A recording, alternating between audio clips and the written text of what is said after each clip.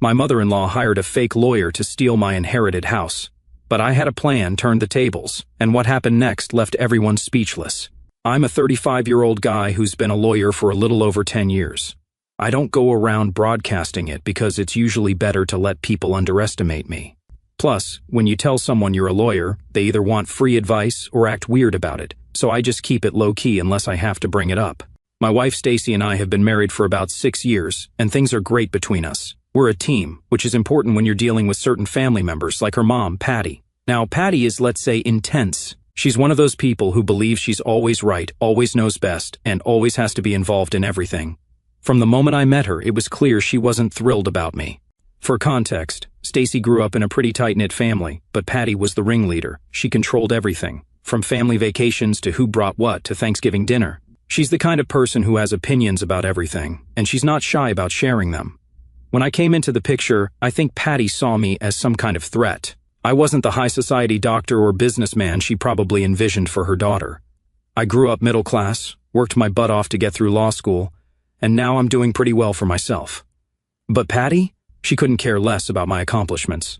To her, I was the guy who was taking her daughter away. At first, I tried to keep things civil. I mean, she's my mother-in-law, and Stacy loves her, so I figured I'd just grin and bear it.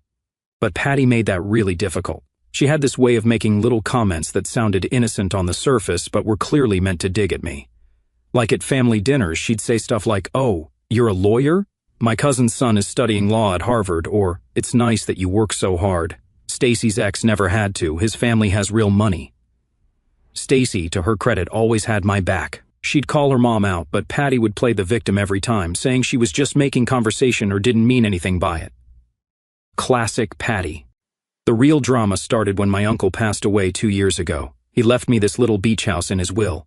It's nothing fancy, just a small 2-bedroom place that's been in the family for years. The paint's peeling, the roof needs some work, and the plumbing is questionable, but it's got charm. Stacy and I fell in love with it immediately, and we decided to fix it up and use it as a weekend getaway spot. As soon as Patty heard about the beach house, she started acting weird.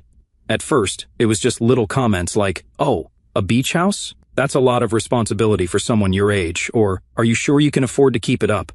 Stuff that was annoying but easy to brush off.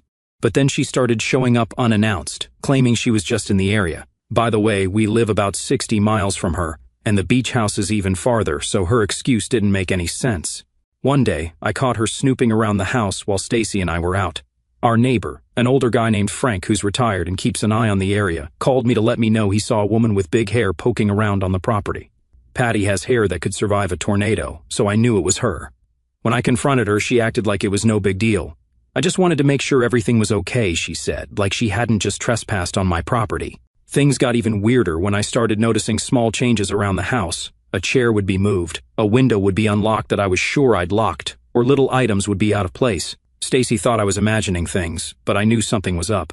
One day I came back from running errands and found a folder sitting on the kitchen table. Inside were a bunch of papers, property documents to be exact. At first I thought it was some kind of prank, but then I saw Patty's handwriting in the margins. She'd scribbled notes like family legacy and secure ownership.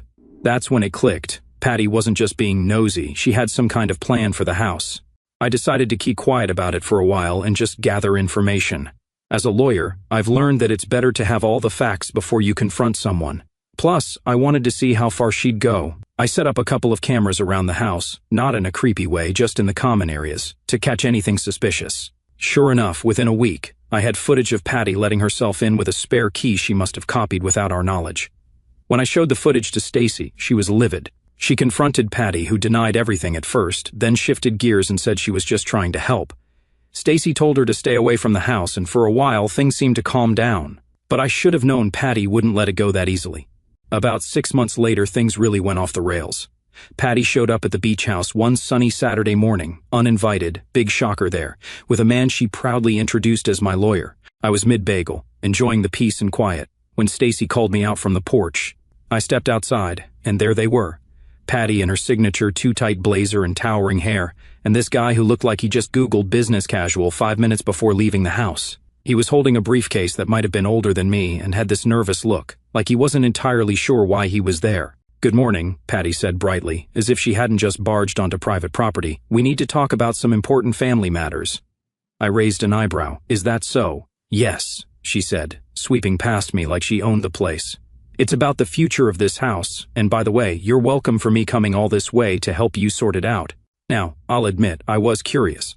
Patty wasn't subtle, but she wasn't usually this bold either. I figured I'd let her dig her own grave before stepping in. Stacy, meanwhile, was staring at her mom like she had just announced she was running for president.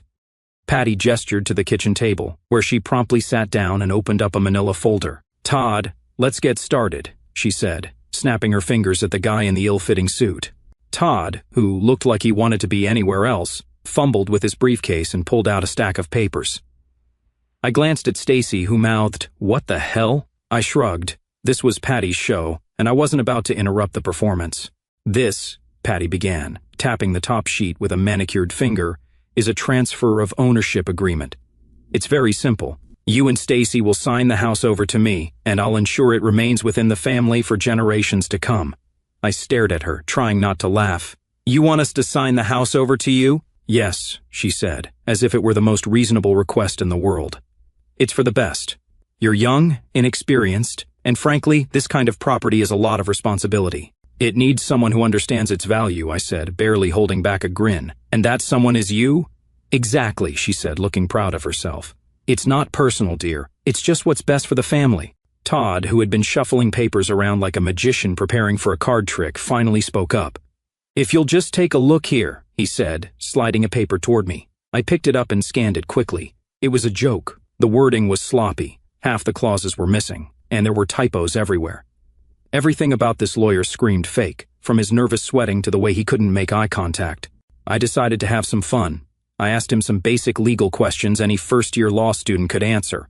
I watched him squirm and stumble while Patty kept trying to cut in. "Patty," I said, setting the paper down, "did you write this yourself?" Her face flushed. "Of course not. Todd is a professional." "Right," I said, turning to Todd. "So, Todd, what law school did you go to?" He blinked. Well, I didn't exactly finish." I cut him off. "Okay, no problem. What's your bar number?" Todd started sweating. I'm not officially licensed." "Not officially licensed," I repeated, feigning confusion. "So, you're not a lawyer?" He stammered something about being in the process, but I didn't let him finish. "Got it. Thanks, Todd." Patty jumped in, clearly irritated that her plan was unraveling. "Let's not get distracted by technicalities. The important thing is that we move forward with the transfer."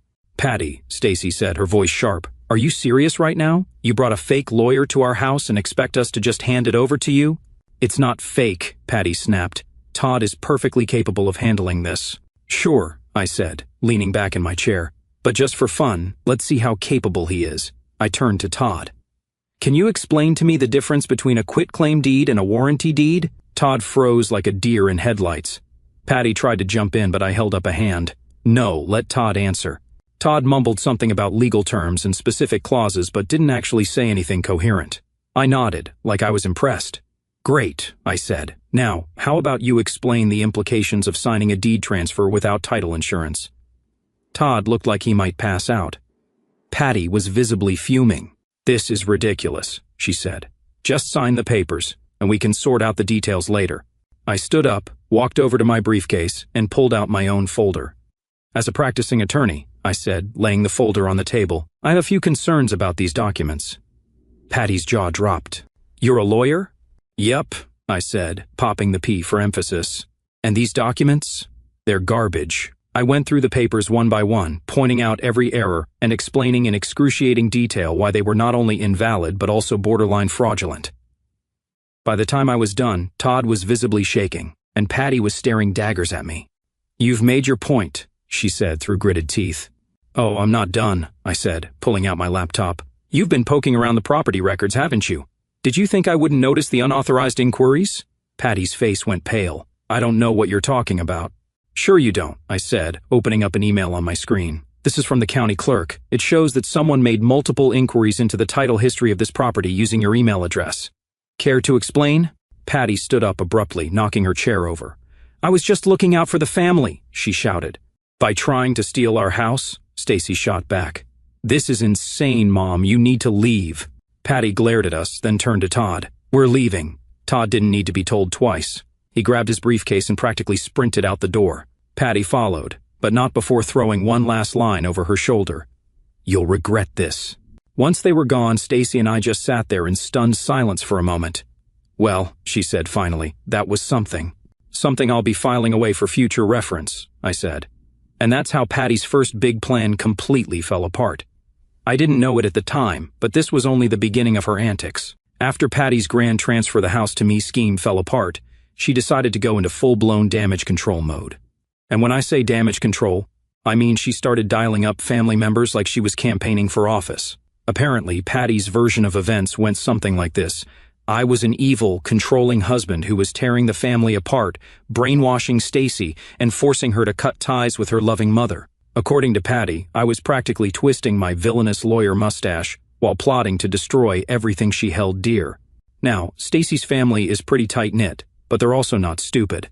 Most of them know Patty's flair for drama and her habit of bending the truth like it's a yoga pose. Still, a few relatives called me up, curious about what was really going on.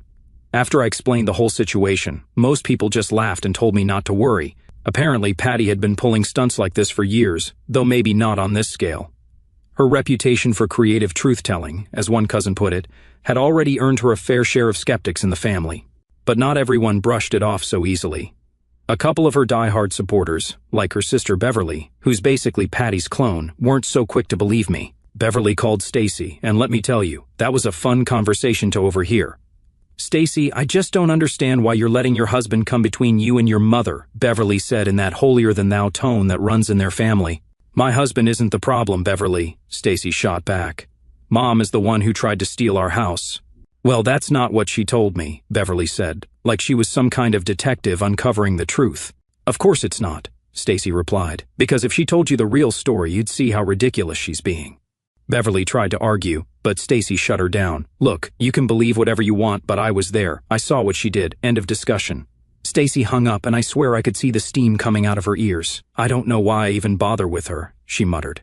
Meanwhile, Patty wasn't just working the phones, she was also working herself into a frenzy. She started showing up at family events with this air of martyrdom, dropping little comments about how she wasn't sure she'd ever see her daughter again, or how some people don't appreciate family anymore. It was peak passive-aggressive Patty, and honestly, it was almost impressive how far she could take it. But things escalated to a new level when Patty's antics spilled over into her professional life. Apparently, she'd been using company resources to dig up information about the beach house. She must have thought no one would notice, but of course, someone did. One day, Stacy got a call from one of her cousins who works in HR. "Small world, right?" "Did you hear about Patty?" the cousin asked. "What about her?" Stacy replied. "She got fired. Apparently, she was using her work email to look up property records and send messages about, something shady." Stacy put the phone on speaker so I could hear, and we both just stared at each other in disbelief. Patty got herself fired trying to dig up dirt on us. It didn't take long for the rest of the family to find out, and let's just say Patty's reputation took another hit. A few people who had been on the fence started calling us to apologize for doubting our side of the story. "I can't believe she went that far," one of Stacy's cousins said. "She always seemed pushy, but this is next level." "Yeah," I said. "Welcome to the club." With her job gone and her family starting to distance themselves, Patty's social calendar started looking pretty empty. But if you think that slowed her down, you don't know Patty. A week after she got fired, we started getting weird messages from mutual acquaintances. Stuff like, "Patty says she's really worried about you guys," or "Patty mentioned you might be struggling financially. Do you need any help?" It didn't take a genius to figure out what she was doing. She was trying to plant the idea that Stacy and I couldn't handle the beach house. I guess in her mind, if enough people believed we were incapable, she'd swoop in as the hero to save the day. I considered confronting her, but Stacy convinced me to let it go. "She's digging her own grave," Stacy said. "Let her keep talking. It just makes her look worse." And she was right. The more Patty talked, the more people started to see through her. Even her die-hard supporters, like Beverly, were starting to get tired of the drama. But just when we thought things were finally settling down, Patty pulled her boldest move yet. About a month later, we got a notice in the mail. It was from a lawyer, an actual licensed one this time, informing us that Patty was suing us. When I opened the letter and read the details, I couldn't believe what I was seeing. Patty was claiming that she had financially contributed to the repairs and upkeep of the beach house, and therefore had a valid stake in it. Never mind the fact that the house had been left to Stacy and me outright in my uncle's will. I sat there in stunned silence for a moment before bursting out laughing. "She's suing us?" I said, waving the letter at Stacy. "For what?" she asked, grabbing the paper. Apparently she thinks she owns part of the house now, I said, still laughing, because, all those non-existent financial contributions she made. And just like that, we were back in the thick of it. After we got the notice, I started gathering everything: bank statements, receipts, contracts with repair companies, and even emails related to the estate. I wasn't about to let her muddy the waters with vague claims and manipulative theatrics. Stacy, understandably, was livid. She didn't pay for a single thing. How does she think she's going to prove this? She's banking on us not being able to prove it either, I said. But we can, and we will. Her whole case is smoke and mirrors. What do we do now? Stacy asked. We show up to court, and we let her dig her own hole, I replied. When the court date finally arrived, we walked into the courtroom prepared for anything. Patty, of course, was already there, seated at the plaintiff's table with her lawyer. Unlike the fake lawyer Todd, this one at least looked professional, though he didn't seem particularly enthusiastic about the case. Patty, on the other hand, was in her element. She was dressed in her signature over-the-top style and had this smug expression, like she'd already won. We sat down, and the judge entered, an older woman who radiated authority. She got straight to business, asking Patty's lawyer to present their case. Patty's lawyer stood up and began what was clearly a rehearsed speech. He started by praising Patty's character, describing her as a dedicated and loving mother who only wanted to preserve the family's legacy. Then he moved on to her claims, stating that Patty had personally invested significant funds into the repair and maintenance of the beach house to ensure it remained in good condition. She has receipts? I whispered to Stacy, raising an eyebrow. She has nerve, Stacy muttered back. Patty's lawyer continued, explaining that, while the house was indeed inherited, Patty's alleged financial contributions created an implied interest in the property. She acted in good faith to protect and preserve the family's asset, he concluded. When it was my turn, I decided to keep it short and sweet. Your Honor, the plaintiff's claims are entirely unfounded. The house was left to my wife and me as part of my uncle's will. It is our property, and there was never any agreement, verbal or otherwise, for shared ownership. The plaintiff has no documentation to support her claims because they are simply not true. The judge nodded and motioned for Patty to take the stand. Patty walked up like she was about to deliver the performance of her life. Mrs. Patty, her lawyer began, can you explain your involvement with the repairs and maintenance of the beach house? Of course, she said, clasping her hands together.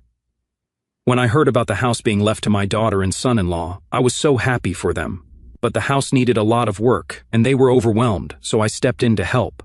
And how did you help? The lawyer asked. I paid for several repairs, Patty said confidently. Plumbing, roof work, even some landscaping. I didn't keep track of every little thing because, well, they're family. I just wanted to make sure the house was livable. I watched her with a neutral expression, but inside I was shaking my head. Patty's ability to spin a story was almost impressive. Her lawyer pressed on. So, you contributed financially to the upkeep of the house? Yes, she said. I even offered to oversee some of the work myself. Did the defendants acknowledge these contributions? It was understood, she said, using her favorite vague excuse. When it was my turn to cross-examine, I walked up to the stand with my stack of documents. Mrs. Patty, I began, you claim to have contributed financially to the repairs of the beach house. Can you specify the amounts and dates of these payments? She hesitated. Well, I didn't keep an exact record, but it was thousands of dollars over several months. Thousands of dollars, I repeated. And how were these payments made? Check, cash, directly to the contractors? Mostly cash, she said, shifting in her seat. Cash, I said, letting the word hang in the air. And you don't have a single receipt, invoice, or bank statement to corroborate these contributions? She hesitated. It was informal. Family doesn't always keep track of these things. Interesting, I said, turning to the judge. Because I have here a complete record of all payments made for the repair and maintenance of the beach house. Every single one was made from our joint account, and I have the receipts and contractor invoices to prove it. I handed the documents to the judge, who began flipping through them. Mrs. Patty, I continued, you also mentioned offering to oversee some of the work yourself. Can you tell us which contractors you worked with?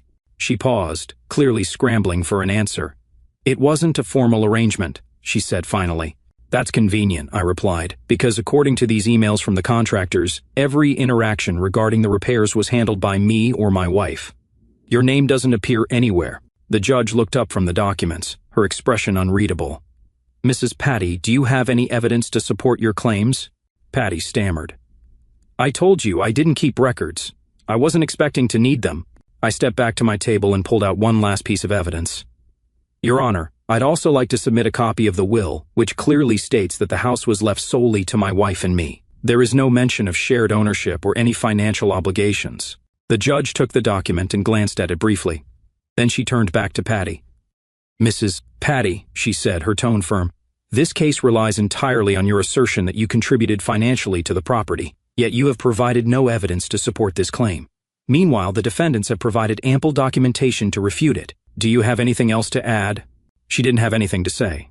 For the first time, she seemed to realize just how bad this was going for her. The judge dismissed the case shortly after that, ruling entirely in our favor. But before the gavel fell, she added a pointed remark.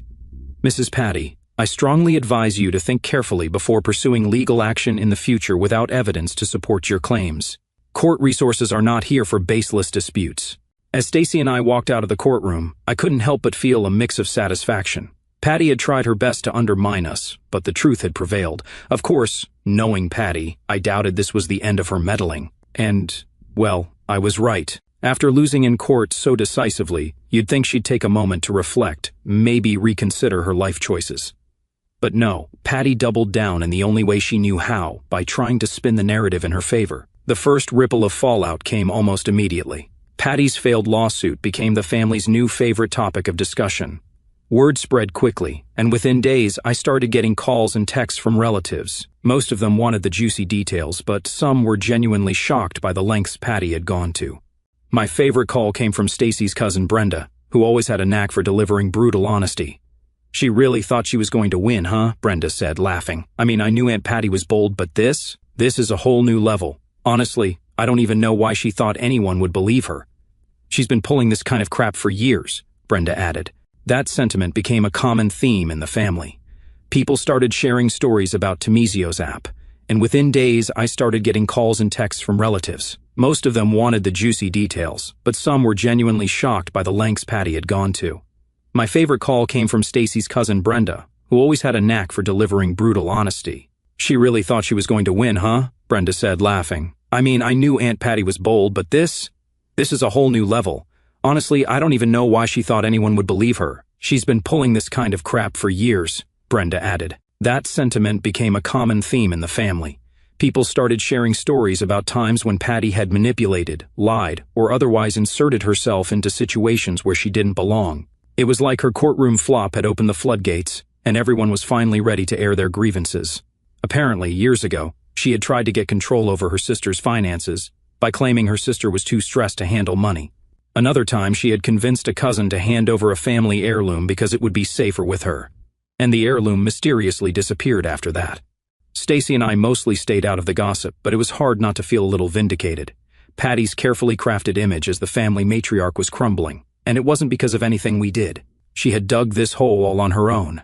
But while the family was turning against her, Patty wasn't about to let go of her grudge. She started sending Stacy these long, guilt-trippy texts about how the court case had hurt her deeply, and how she couldn't believe her own daughter would betray her like that. She's acting like we dragged her to court, Stacy said, rolling her eyes as she read the latest message. Typical Patty, I said. She's not sorry for what she did. She's just sorry it didn't work. Stacy ended up blocking her number for a while, which only escalated things further. Patty took to social media, posting vague, passive-aggressive statuses about being abandoned by those you love most. I give it 2 days before she's on Facebook Live. Crying in front of a bunch of ceramic angels, I joked. It was funny at first, but then Patty started trying to recruit allies. She called up anyone who would listen, spinning a sob story about how Stacy and I had turned on her and how all she wanted was to keep the family together. One of the first people she called was her sister Beverly, who had always been one of Patty's staunchest supporters. But even Beverly seemed to have her limits. She called me crying, Beverly told Stacy during a phone call, but honestly, I didn't know what to say. I mean, you're my niece, and what she did, it was wrong. I can't defend her this time. Hearing that from Beverly was a big deal. If Patty was losing her, she was losing her biggest cheerleader. Despite the backlash, Patty wasn't ready to go quietly. Her next move was to try to appeal to the family matriarch, Stacy's grandma, who had always been a neutral party in family disputes. Patty drove out to see her, unannounced as usual, and spent 2 hours crying about how she'd been wronged. To her credit, Grandma didn't buy into it. According to Stacy's cousin Brenda, who heard the story later, Grandma told Patty in no uncertain terms that she needed to stop causing drama and take responsibility for her actions. "She said that?" Stacy asked when Brenda relayed the story. "Yep. Apparently, Grandma told her, 'I love you, but this is your mess, and you need to clean it up.'" Patty, of course, left in a huff, but the damage was done. She'd alienated almost everyone in the family, and no amount of crocodile tears could fix that. Meanwhile, Stacy and I felt free. The beach house was finally ours. The lawsuit was behind us, and Patty had gone quiet, for a little while anyway. But in the back of my mind, I knew it was only a matter of time before she pulled another stunt. Stacy and I talked a lot about what our future with Patty would look like. I was ready to cut ties completely. After everything she'd done, I couldn't see a path forward. But Stacy wasn't there yet. "She's still my mom," she said one night as we sat on the porch. "I know she's toxic, and I know she's done awful things, but it's hard to let go completely. What if she really does change?" I didn't want to push her, but I also knew that holding on to hope with someone like Patty could be dangerous. "I get it," I said carefully, "but you've seen what she's capable of. This isn't just a bad habit or a personality quirk. She's deliberately tried to hurt us. That's not something you can just forgive and forget." Stacy sighed. "I know. I don't know if I'm ready to walk away completely." So we compromised. Stacy kept minimal contact with Patty, an occasional text or a quick phone call. But we set firm boundaries, no unannounced visits, no discussions about the house, and no manipulation. For a while it seemed to work. Patty stayed relatively quiet, only reaching out to Stacy with surface-level conversations. I could tell it was hard for Stacy to keep her distance, but she was holding firm, and I respected her for it. Then Patty did what she does best. She crossed the line. It started innocently enough. Stacy got a call from a cousin who mentioned that Patty had been talking about the beach house again. She said something about how it should have stayed in the family, the cousin said. "I didn't think much of it, but I figured you'd want to know." Stacy brushed it off, thinking it was just Patty venting, but I could see the worry creeping in. "What if she's planning something?" she asked me. "She wouldn't be that stupid," I said. "Not after what happened in court. She knows she can't win." But I underestimated just how far Patty was willing to go. One weekend, Stacy and I drove out to the beach house to spend a couple of days relaxing. As we pulled into the driveway, something felt off. The front door was slightly ajar, and there was a box sitting on the porch. "What the hell?" Stacy said, getting out of the car. We walked up to the door cautiously. I pushed it open, and my stomach dropped. The living room was a mess. Furniture had been moved, drawers were open, and there was a stack of papers on the coffee table. On top of the pile was a note in Patty's unmistakable handwriting. It read, "I'm sorry, but I had to step in. This house is too important to let you ruin it. You'll understand someday." Stacy stood frozen, staring at the note. "She was here," she said, her voice shaking. I picked up the papers and started flipping through them. They were estimates for repairs and renovations, new flooring, updated appliances, landscaping. It was like Patty had come in and started planning a full remodel without telling us. "She broke in," I said, anger rising in my chest. "She let herself into our house and decided she was in charge." Stacy sat down on the couch, her face pale. "I can't believe this," she whispered. I grabbed my phone and pulled up the security camera app. Sure enough, there she was, Patty, walking into the house with a clipboard and a tape measure, like she was auditioning for HGTV. She had spent hours in the house, going through our things and making notes. Stacy watched the footage with me, her expression hardening with every passing second. By the time we got to the end, she was furious. "She didn't just cross the line," Stacy said quietly. "She obliterated it." I nodded. "This is who she is, Stacy. She's not going to change. She's always going to feel entitled to control your life." Stacy was quiet for a long time. Finally, she looked at me and said, "You know what? I'm done. I can't do this anymore." That night, Stacy called Patty and confronted her. "I can't believe you would do this," she said. "You broke into our house. You went through our things. How could you think that's okay?" Patty tried to play the victim, as always. "I was just trying to help," she said. "You've been ignoring me, and I thought this would show you how much I care." "This isn't love, Mom," Stacy said firmly. "This is control, and I'm done letting you manipulate me." Patty started to cry, but Stacy didn't waver. "I don't want to hear from you anymore," she said. "Not until you've actually changed, and I mean really changed.